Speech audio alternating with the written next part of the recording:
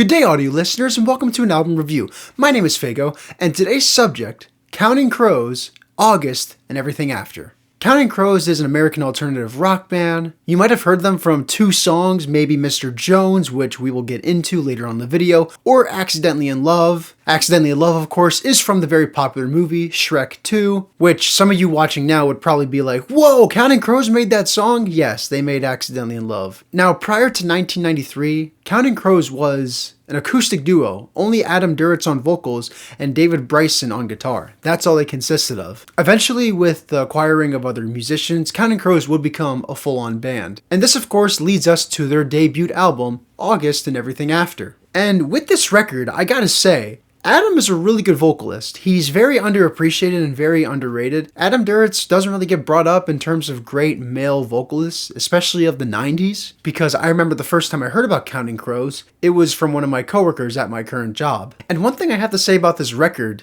it's very consistent. The emotion of this album is very out there. It's very felt when you listen to it. There's plenty of weather that goes into this, meaning that sometimes you can feel sunny days, but most of the time you'll feel rainy days, honestly. A good example of this is the opener Round Here, where it talks about struggles with adulthood. Particularly, the album talks about a woman who struggles with depression and her identity, something that a lot of us young adults tend to go through in our 20s. And the emotion that you get from this album is very consistent with Round Here. You get that depression, you get that dark thought in you. Another song that's very similar is Raining in Baltimore, which I think you can automatically assume that a song called Raining in Baltimore is already a sad song. Raining in Baltimore is just piano, Adam singing, and an accordion, but it's just so emotional. You can really feel it that Adam put a lot of his heart into this song. And it's not just a song.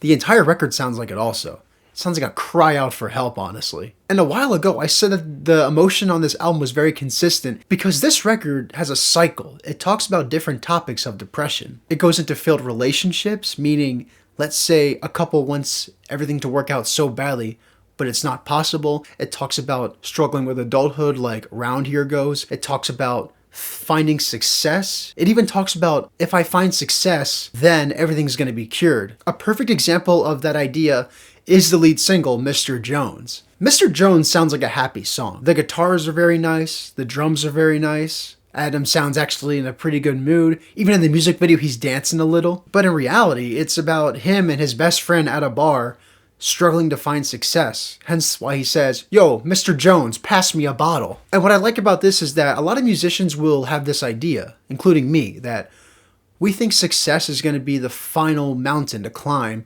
in order to find happiness. But unfortunately, that's always not the case though. There are a few songs that sound very similar to each other, such as Perfect Blue Buildings and Ghost Train. They both start out with a drum track with just Adam's vocals. The song sounds good, it's produced really well, but it gives me a lot of low energy and it didn't really seem appealing to me. Kind of forgettable if I'm gonna be honest. Sometimes when you listen to this record, you'll get thoughts of nostalgia. The song Sullivan Street talks about the failed relationship that I mentioned earlier, but it kind of also reminds me of my time as a kid living in my hometown. If you like to listen to music a lot, you'll maybe notice that this album and Counting Crows in general is pretty similar to Jim Morrison.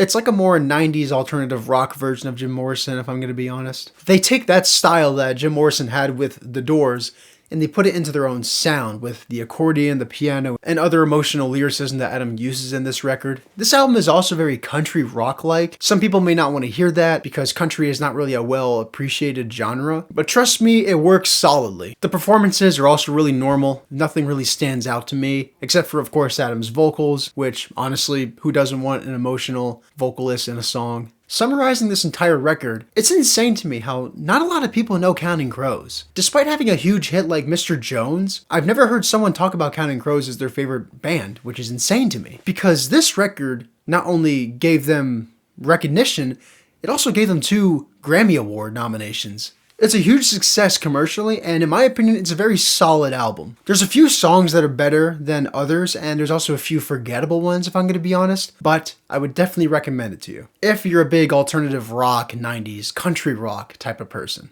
Overall, I give this record a 78. If you like this album review, if you hated it, if you want me to review another album, let me know. Until then, God bless, and good night.